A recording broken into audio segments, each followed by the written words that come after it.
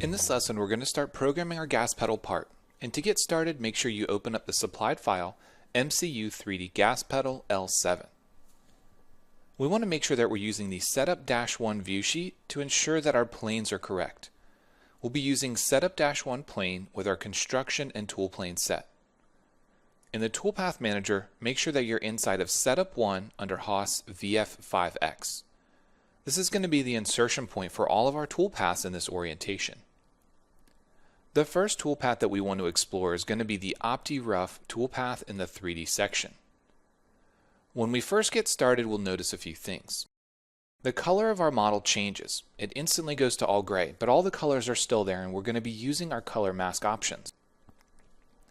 You'll also note with this dynamic OptiRough toolpath that in the machine model geometry section, we have a green section and we have a red section. And these are going to dictate which areas we want to machine and which ones we want to avoid. Inside of the machining geometry section, we're going to use the arrow option to select entities. We're going to go over to our masks, and we have select only entities by color or select all entities by color.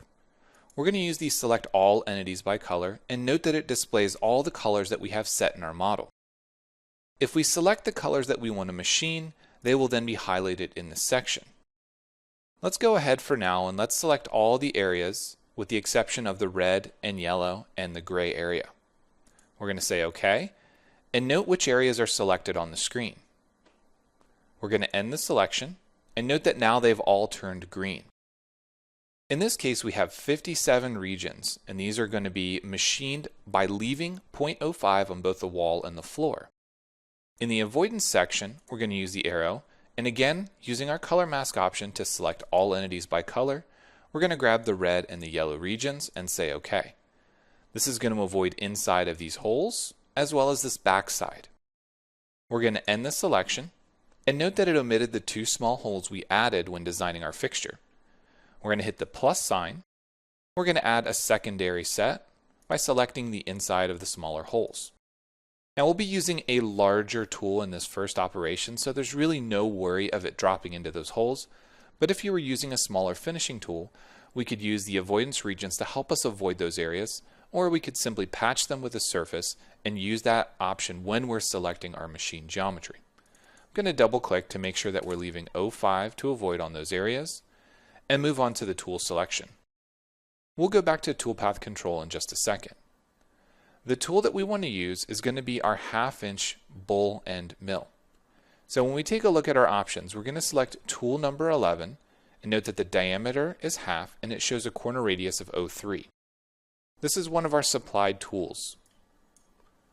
We want to make sure that we have a comment in here that says OptiRough.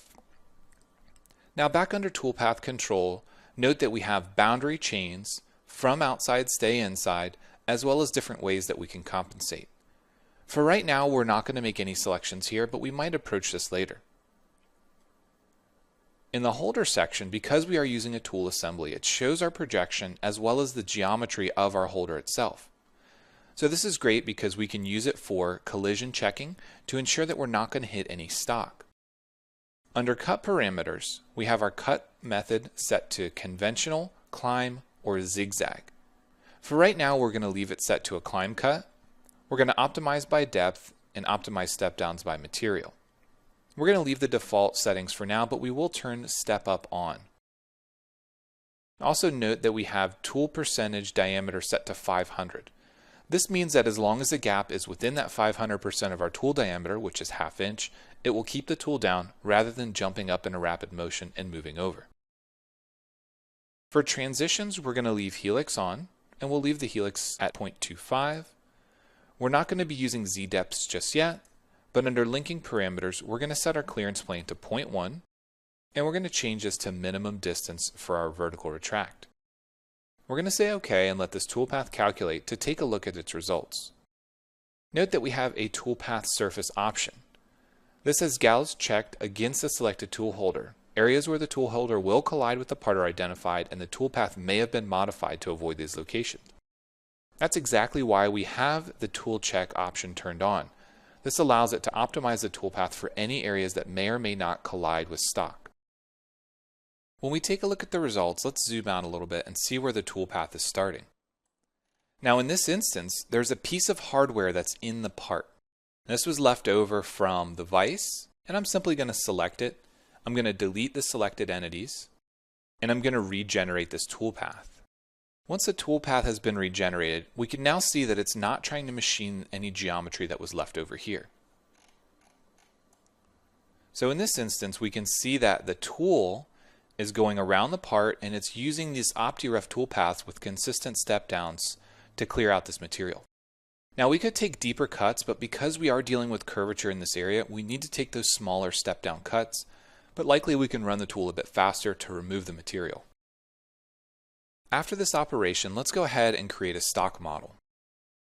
We're going to name this stock model Setup-1 with the number 1 after it. We want to make sure that the stock plane is the same as what we used to create the stock originally. We're going to use the stock setup as the starting point, and the source operation is going to be our high-speed OptiRough. Once the stock model is created, we'll be able to see exactly what the part looks like after we've run the dynamic OptiRough. This can help going through because we can use it for things like starting point when we're going to verify our operations, and we can also just get a good visual representation of where the part is at this point in time. Now we can take a look at the stock model and see exactly where our part is left. You can see there are some small pieces here that are left on top, and we might need to address those. But other than that, we've removed a lot of material, and this will give us a good starting point. From here, let's make sure that we save our file so we can move on to the next step.